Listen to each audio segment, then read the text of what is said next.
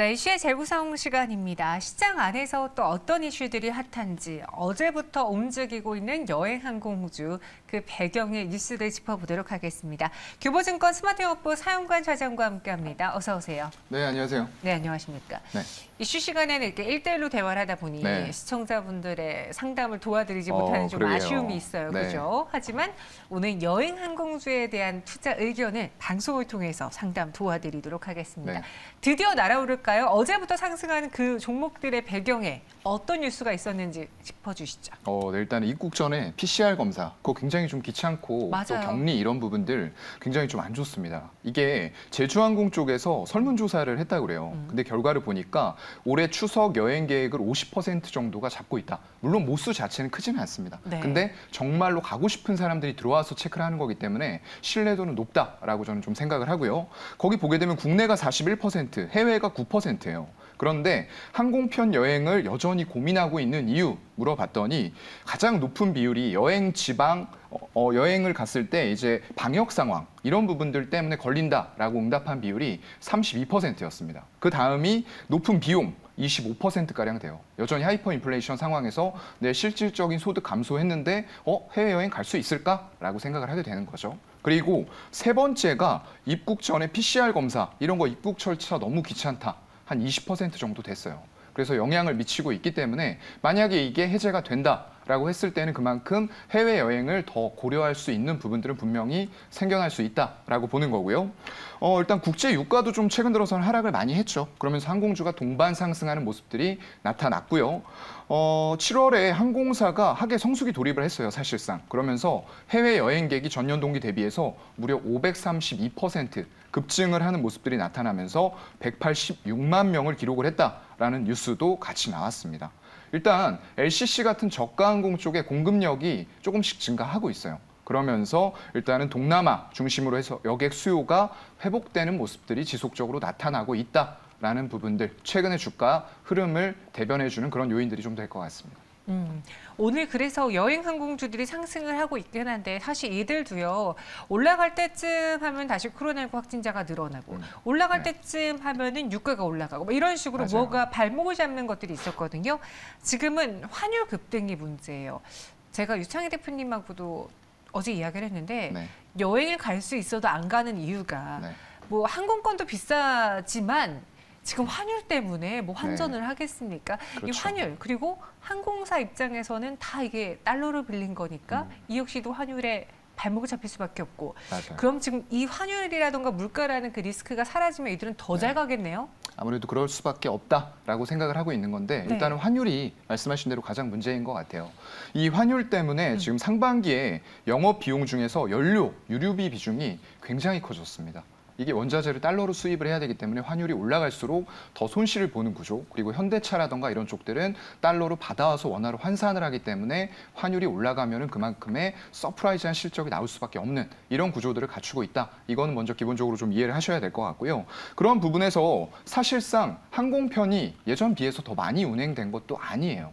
그럼에도 불구하고 그만큼 오른 유가 때문에 연료비 비중이 이렇게 커졌다라는 부분에도 불구하고 몇몇 항공사들은 또 실적을 잘 냈죠. 그건 조금 이따가 말씀을 드리고요. 그래서 대한항공이 한 35% 연료 유류비 비중이 늘어났고요. 아시아나항공도 30% 이상 좀 급증하는 이런 부분들이 나왔습니다.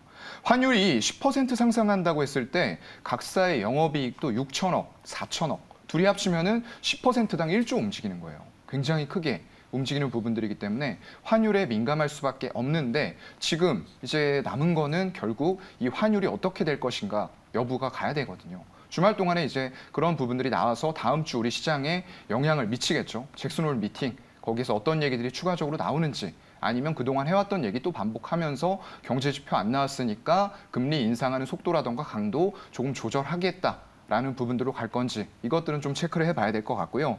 그래서 일단 항공사들은 유류비 말고도 항공기 리스료 이런 것들도 달러로 다 지급을 합니다. 굉장히 좀 부담이 될 수밖에 없는 요인이고 모멘텀은 분명히 있는 건 맞는 것 같아요. 하지만 이런 부분에 있어서 견조하게 화물 수요를 캐시카우로 깔고 가는 기업과 그렇지 못하고 반짝 LCC 수요, 반짝 여객 수요로 남을 수 있는 LCC 업체들과는 약간 차별화는 필요하다고 생각합니다. 그럼 그중에서 네. 항공 먼저 이야기를 조금 더 네. 자세히 해보겠습니다. 저는 개인적으로 작년에 갖고 있던 목표가 하나 있었어요. 네. 항공주를 사서 내년에 그 항공주를 팔아 번 돈으로 항공권을 사자, 여행을 가자였거든요. 근데 제가 만약에 작년에 그 주식을 샀다면 지금 여행을 못 갔을 것 같은 가격대더라고요. 그렇죠. 왜 이렇게 항공주들이 생각보다 부진했는지, 특히 여름 성수기에 지금 막 공항이라던가 티켓 구하기가 힘들다고 하는데 맞아요. 주가는 왜 그럽니까? 글쎄요. 일단은 항공주별로 약간은 좀 차별화가 돼야 된다고 말씀드렸잖아요. 네. 최근에 이제 가장 주목받는 게 진에어 쪽이에요. 이쪽이 이제 대한항공이라는 모기업을 두고 있다 보니까 탄탄한 자금 지원력을 받을 수 있느냐 없느냐가 LCC의 지금 생존 기로에 놓여 있을 정도로 심각하다라고 생각을 하시면 될 것 같아요. 재무 구조 이런 부분들이 될 텐데요. 일단은 진에어는 한 달 새 30% 넘게 급등하는 부분들이 나오고 있어요. 그만큼 수급이 이쪽으로 몰리면서 주가도 사실상 살만한 바닥은 정확히 좋습니다. 일봉상으로 보게 되면은 2022년 1월 말 들어와서 바닥을 찍었어요. 13,000원대에서요. 그리고 기대감으로 2만 원까지 올라갔다가 다시 빠졌는데 바닥권까지 빠졌잖아요. 여기에서 매수 기회가 6월, 7월에 많이 있었어요. 이런 자리는 뭐 하는 자리다? 손절 잡고 무조건 사는 자리다. 라고 제가 말씀을 드렸죠. 그래서 13,000원 사신 분들은 일단 며칠 전에 121선이 막히는 모습이 나왔어요. 저항대다 보니까. 하지만 다시 올라가면서 장대양봉이 나올 때 누가 사느냐를 봐야 되겠죠. 여기 이제 수급 보시면은 외국인 기관이 이런 식으로 대량 매수가 들어오고 있고요. 특히나 최근 들어서는 개인들 물량이 하루에 60억 그리고 어제 같은 경우에는 90억 가까이 빠지는데 투신 사모펀드 중심으로 단기적인 시세를 끌어올리겠다라는 의지가 명확하게 수급에 표현이 되고 있다는 거예요. 그러면서 121선이 뚫렸죠. 그렇다고 하면은 이런 LCC는 다른 LCC들과는 좀 차별화된 양상을 보인다라고 인정을 하고 가야 되는 건 맞을 것 같고요. 그렇다고 해서 일단은 일본 쪽에 총리가 지금 입국 규제에 대해서 지속적으로 또 완화하겠다라는 부분들의 언급도 있었어요. 일본이 왜 중요하냐면은 전체적으로 봤을 때 LCC 쪽에서 일본 쪽 노선이 차지하는 비중이 50%가 넘습니다. 그렇기 때문에 일본은 반드시 회복이 되어야 되는 노선이다라고 LCC 쪽에서는 보시면 될 것 같고요. 국제선 항공 좌석도 2019년 대비해서 한 14% 선까지 올라왔어요. 아직도 갈 길은 멀죠. 그렇기 때문에 이런 부분들 조금 더 체크해야 되겠지만 여행사 쪽에서 이렇게 늘어나는 여행객 단위로 해서 마케팅을 조금씩 활발하게 펼쳐나가고 있다. 라는 부분들은 기저효과로 일부 LCC 업체들, 제가 일부라고 말씀드렸습니다. 일부에는 단기적인 주가 탄력을 불러올 수 있다 정도로 정리를 할 수 있을 것 같습니다. 근데 말씀해 주신 것처럼 일부 LCC에 대해서 이런 장점이 있지만 아마 난 그래도 아직 LCC가 손이 안 가라고 하시는 분들은 대다수 그렇죠. 재무 때문일 것 같아요. 맞아요. 네. 지금 당장 기대감을 갖고 항공주를 산다 하더라도 막상 기대가 다 반영됐을 때 딱 열어보면은 뭐야 얘네 아직도 적자? 얘네 여기서 손실이야? 얘네 이거 언제 수익으로 다 만들어내지? 그런 충격에 또 매도가 나오는 경우가 있거든요. 그럴 수 있죠. LCC 업계의 3년 불황이 회복되기 위해서는 그래도 꽤 많은 시간이 필요하죠. 맞아요. 아직까지 이제 매출은 증가되는 것은 분명히 확인이 되고 있어요. 하지만 그럼에도 불구하고 영업 적자가 지속이 되면서 수익성의 회복은 아직까지는 좀 요원하다라는 부분들도 팩트고요. 그렇기 때문에 팩트예요? 팩트, F이기 때문에 팩트라고 해야 됩니다. 일부 LCC 쪽이 흑자 전환이 좀 가시화가 되고 있어요. 아까 말씀드렸던 진에어가 가장 대표적인 종목인데 제가 이제 재무구조의 취약점을 말씀을 드렸어요.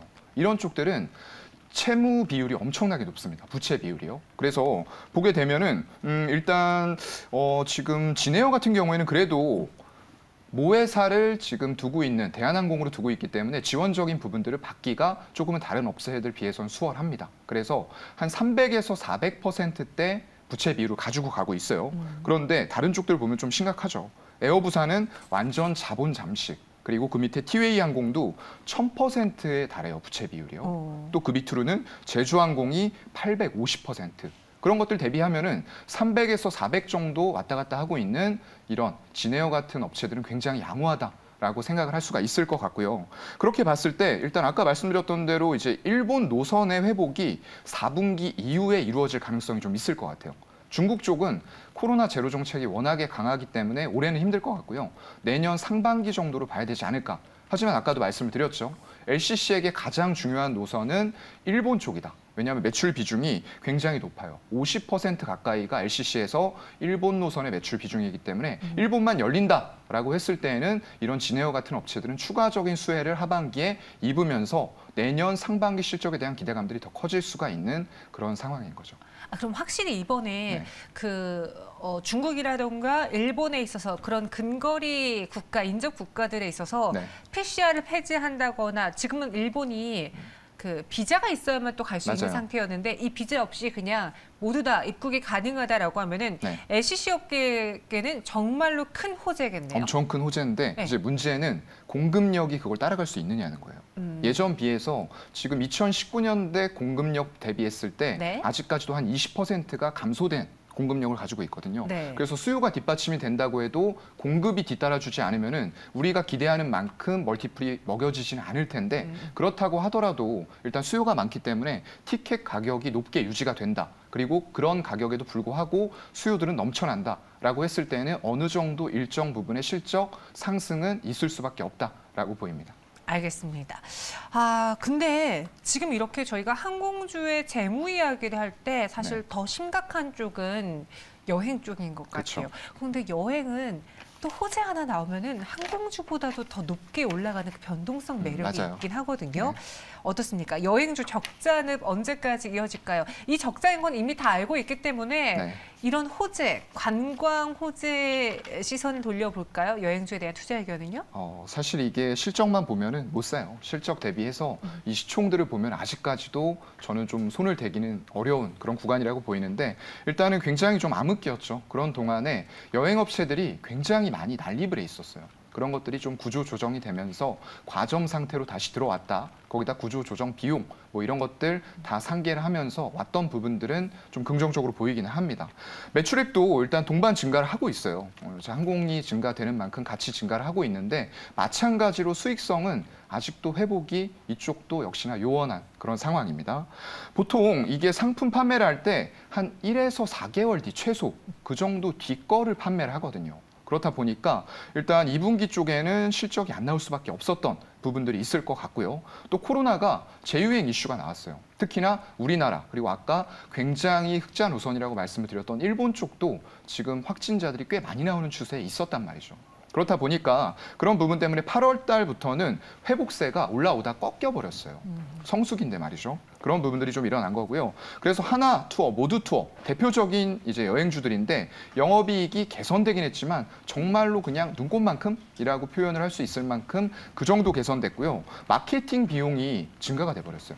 이게 사실 마케팅을 이게 수요가 넘쳐나다 보니까 안 해도 될 거다라고 생각들을 하시는데 그렇지가 않습니다. 이것도 다 경쟁이거든요. 그렇다 보니까 마케팅 비용이 일단은 많이 들어가고요. 또 노랑풍선 같은 경우에는 마케팅 비용에다가 얹어서 복직률이 지금 80%가 넘어간다고 그래요. 그렇다고 하면 뭐가 들어가죠? 인건비 또 들어갑니다. 이중고를 겪을 수밖에 없는 그런 상황이다 보니까 적자 폭이 오히려 매출은 증대됐는데 확대가 돼버린 이런 악순환으로 들어온 거죠. 그래서 일단 코로나 재유행이 되면서 연말에는 코로나 이전 대비했을 때 한 50% 정도까지는 올라올 수 있지 않겠느냐라고 전망을 하고 있었거든요. 완전히 꺾였어요. 지금 보게 되면 2019년 대비했을 때 하나투어, 모두투어 매출액이 한 5% 정도 미만이 될 것으로 좀 예측이 되고 있거든요. 그렇기 때문에 아직은 여행주에 대해서는 긍정적인 관점을 유지하기는 좀 어렵지 않을까라고 보고 있습니다. 저희 시청자분께서요. 요즘은 여행사 끼고 여행사를 안 가지 않습니까? 맞아요. 라고 하는데 근데 또 한창 그 코로나19 끝나자마자 리오프닝 됐을 때는 검증된 곳에 가고 싶어 하기 때문에 아직은 그 코로나 걱정이 있어서 그쵸. 그래서 여행사를 끼고 가는 걸 선호한다라는 말이 있었거든요. 네. 지금 그럼 달라진 건가요? 확연히 달라진 것 같지는 않은데요. 네. 일단은 그런 비용조차도 너무 빡빡하게 짜여있는 일정이라던가 이런 것들이 이제 소비자들에게는 좀 부담으로 다가오는 거죠.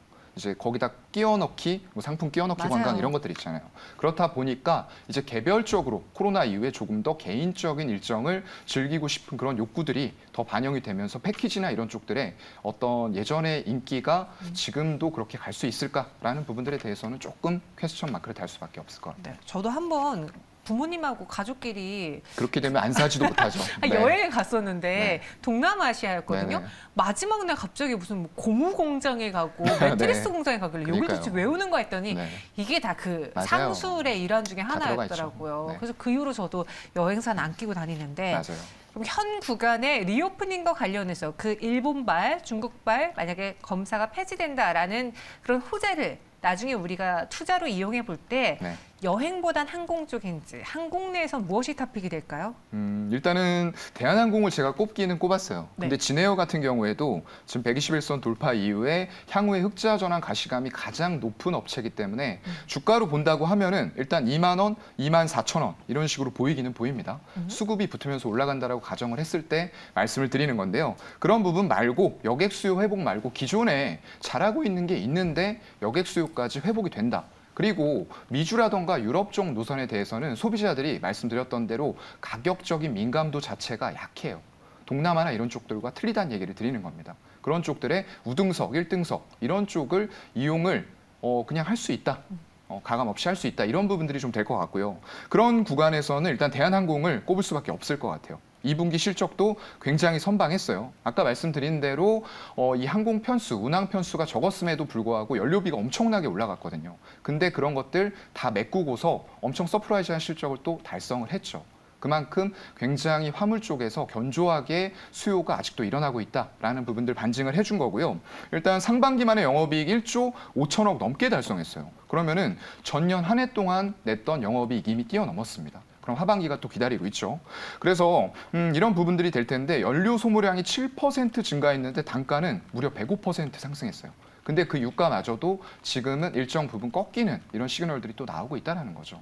그래서 도움이 좀 될 것 같고요. 이게 유가가 배럴당 1달러 상승했을 때 유류비는 360억 정도가 추가로 든다고 합니다. 그럼 그만큼 빠지게 되면은 당연히 감소 효과가 발생이 될 수밖에 없을 것 같고요. 최근에는 이제 저피탐이라고 하는데 스텔스, 무인 편대기 이런 쪽으로도 국책과제가 선정이 되고 있어요. 지금 한화 에어로스페이스가 이제 수직 이착륙용 모빌리티 이런 쪽으로 하는 것처럼 기존에 해오던 항공이나 방산 쪽에 신개념 모빌리티라던가 항공체 이런 쪽들이 붙으면 밸류 자체가 달라질 수가 또 있다라는 거죠. 그래서 일단 이렇게 견조하게 캐시카우 해주는 가운데에서 여객 수요의 회복까지 같이 본다라고 했을 때는 우리가 진에어도 볼 수 있겠지만 대한항공을 일단은 가장 우선적으로 좀 볼 수가 있을 것 같습니다. 네, 진에어 그리고 대한항공 두 가지 종목을 눈여겨보시면 좋겠습니다. 생각해보니까 또 저희 부모님은 호주 여행 가서 패키지 갔을 때 그 멀리서 양목 카페트를 갖고 오셨어요. 네. 서러운 일이 많으셨네요. 죄송합니다. 방송에서 다 풀어주셨네요. 개인적인 이야기를 했네요. 이렇게 여행 항공주 이야기 나눠봤습니다. 여러분들 투자 시 잘 참고해 보시고요. 오늘도 사연관 차장과 함께했습니다. 고맙습니다. 네, 고맙습니다.